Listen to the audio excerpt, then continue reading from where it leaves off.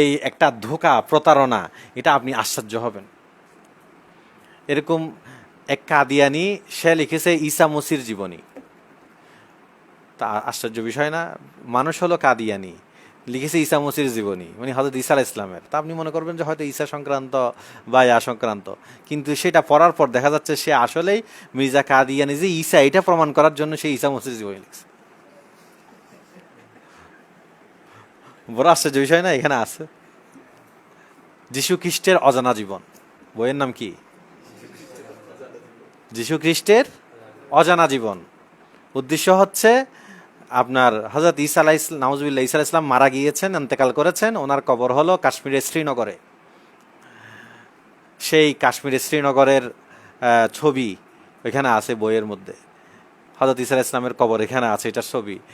ঐতিহাসিক কে কে এটা যে হযরত ঈসা আলাইহিস সালামের কবর বা এখানে ইন্তেকাল করেছেন বা এখানে এসে ওনার কবরস্থ করা হয়েছে, কে কে বলেছে, এগুলোর উদ্ধৃতি সে নিয়ে আসছে। বুঝাচ্ছে? এবং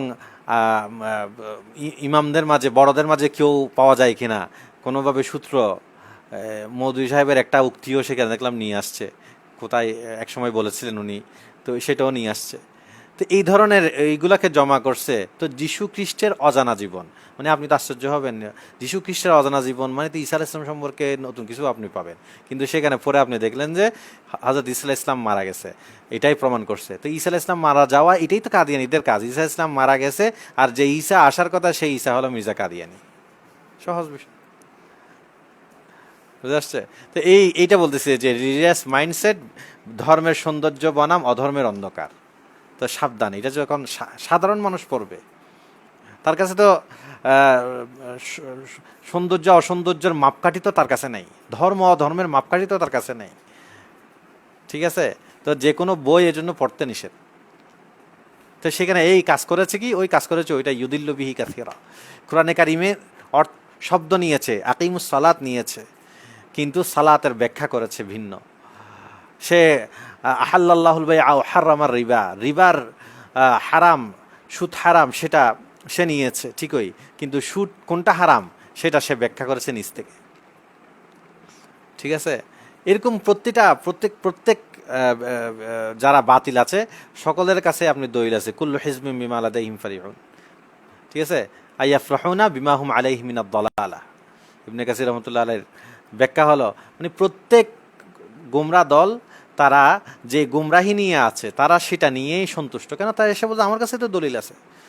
দলিল তো কোরআনে কারিমেই, কোরআনে কারিমের শব্দ, কিন্তু ব্যাখ্যা নিজের। কাদিয়ানি এরা কি আপনি বলেন যে মা কানা মুহাম্মাদুন আবা আহাদিম মির রিজালিকুম ওয়ালাকিন রাসূলুল্লাহ ওয়া খাতামান নাবিয়্যিন, তো এটা কাদিয়ানিরা মানে না? আপনি দেখা আছে ওদের লিফলেট, আমার এখানে আছে, দেখেন এখানে ওরা শুরু দিয়ে লিখে দিয়েছে লা ইলাহা ইল্লাল্লাহু মুহাম্মাদুর রাসূলুল্লাহ, আমরা আল্লাহ রাসূলকে খাতামুন নবিয়্যিন বিশ্বাস করি। এখন এই খাতামুন নবিয়্যিন কি সেটা আনা পরে ব্যাখ্যা কি সেটা আনা জানার বিষয়। যে খাতামুন নবিয়্যিন বিশ্বাস করতেছে ঠিকই, ঠিক আছে? তো হাররামার রিবা বলতেছে ঠিকই, আকিমুস সালাত বলতেছে ঠিকই, কিন্তু ব্যাখ্যাটা হচ্ছে নিজের থেকে। তো নিজের থেকে করার সুবিধা কোথায়? ওই যখন হাদিসকে অস্বীকার করা হয়। হাদিসকে যদি কেউ অস্বীকার করে তখন এটা করা কি হয়ে যায়? সহজ হয়ে যায়। তো আমি মানে লম্বা ইতিহাস না বলে শুধু এটাই দেখিয়ে দিতে চাচ্ছি যে হাদিসকে যদি কোনোভাবেই যদি বাদ দেওয়া যায়, অগ্রহণযোগ্য করে তোলা যায়, অনির্ভরযোগ্য হিসাবে যদি মানুষের সামনে দাঁড় করানো যায়, তাহলে হলো ইসলামকে শেষ করে দেওয়া একেবারে সহজ।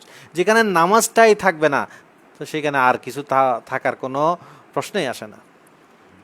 ইসলামের মাঝে ইমানের পর সবচেয়ে বড় যে বিধান নামাজ, এই নামাজটাকে আপনি হাদিস ছাড়া টিকাতে পারবেন না। একটা রুকু, দুইটা সেজদা আপনি কোরআনের আয়াত থেকে জীবন গেলেও প্রমাণ করতে পারবেন না। ঠিক আছে? তো সেখানে অন্য বিধান তো সব দূরের কথা। বুঝে আসছে কথা? এগুলো আসলেই ইহুদি খ্রিস্টানদের, প্রাচ্যবিদদের একটা কাজ। মুসলমানদেরকে তারা করে আসছে একটা হলো, তারা তাদের কাজের একটা বিশেষ বিষয় হচ্ছে মুসলমানদেরকে অতীত সম্পর্কে সন্দিহান করে তুলবে, তাদের অতীত নিয়ে সন্দিহান করে তুলবে, ভবিষ্যৎ নিয়ে নৈরাশ করে তুলবে। এইটার অধীনে যা যা করা দরকার সব কিছু করবে। অতীত নিয়ে সন্দিহান মানে আপনি যখন হাদিস অগ্রহণযোগ্য হাদিস নিয়ে ত্রুটি হাদিস নিয়ে বিভিন্ন কিছু যখন আপনার সামনে আসবে, তো আপনি তখন সন্দেহের মধ্যে পড়ে যাবেন। তো সন্দেহের মধ্যে পড়ে গেলে তখন আপনার নামাজ, রোজা, হজ, জাকাত, প্রতিটা বিধান, প্রতিটি বিষয়ে আপনি সন্দেহপ্রবণ হয়ে যাবেন। ঠিক আছে, সন্দেহ হয়ে যাবে। তখন আপনার অতীত নিয়ে এইভাবেই আপনার পুরা ধর্মটাই তখন সন্দিহান করবে। যখন আপনি অতীত নিয়ে সন্দেহ হবে, আবার ভবিষ্যৎ নিয়ে আপনাকে করে তুলবে হলো নৈরাশ। কি পুরা বিশ্বে দেখো, তোমরা যে ইসলামকে সত্য মনে করতেছো, তোমার এই ইসলামের বাস্তবায়ন কোথায় আছে? আজকে এই ইসলাম যদি সত্য হতো, তাহলে এই আপনার লেবাননে, ফিলিস্তিনে, তারপর কিছুদিন আগে আফগানিস্তানে, ইরাকে, বিভিন্ন জায়গায় মুসলমানরা কি মার খেত? মুসলমানদের কি আজকে এই অধপতন হতো? ইসরায়েলরা, আমেরিকানরা, অমুকরা তমুকরা, এরা কি এত শক্তিশালী হতো? এই নানান বয়ানগুলো আপনার সামনে আনবে। এটা হলো ভবিষ্যৎ সম্পর্কে আপনাকে নৈরাশ করবে। এটা এটা এই দুইটা কাজ এদের মাস্ট। অতীত সম্পর্কে সন্দিহান, ভবিষ্যৎ সম্পর্কে নৈরাশ। এই অতীত সম্পর্কে সন্দিহান করার প্রজেক্টের এই অধীনেই হলো মূলত এই হাদিস সম্পর্কে আপনাকে কি করা, অনির্ভরযোগ্য হাদিসকে অস্বীকার, হাদিসকে বিভিন্ন নানান শিরোনামে এটাকে আপনার সামনে করো। আমাদের কথা হচ্ছে হাদিস কোনটা নির্ভরযোগ্য কোনটা অনির্ভরযোগ্য সেটা তো আজকে নতুন করে তৈরি হয় নাই। সেটা তো সেই আজ থেকে 12-1300 বছর আগে থেকেই এটার মূলনীতি তৈরি হয়ে আছে। আমরা ওইটার আলোকে যাচাই করব কোনটা সহি, কোনটা গায়রে সহি, কোনটা মকবুল, কোনটা গায়রে মকবুল, কোনটা নির্ভরযোগ্য, কোনটা অনির্ভরযোগ্য। এটার জন্য তো আর তোমাদের কাছে আসতে হবে না। এটার জন্য তো আর আপনার আপনার যুক্তি কি বলে, কমন সেন্স কি বলে, এই সমস্ত মাপকাঠি দিয়ে আমাকে যাচাই করতে হবে না। বুঝা আসছে? এজন্য মুতলক হাদিসকে সুন্নাকে অস্বীকার করা এটা কুফরি।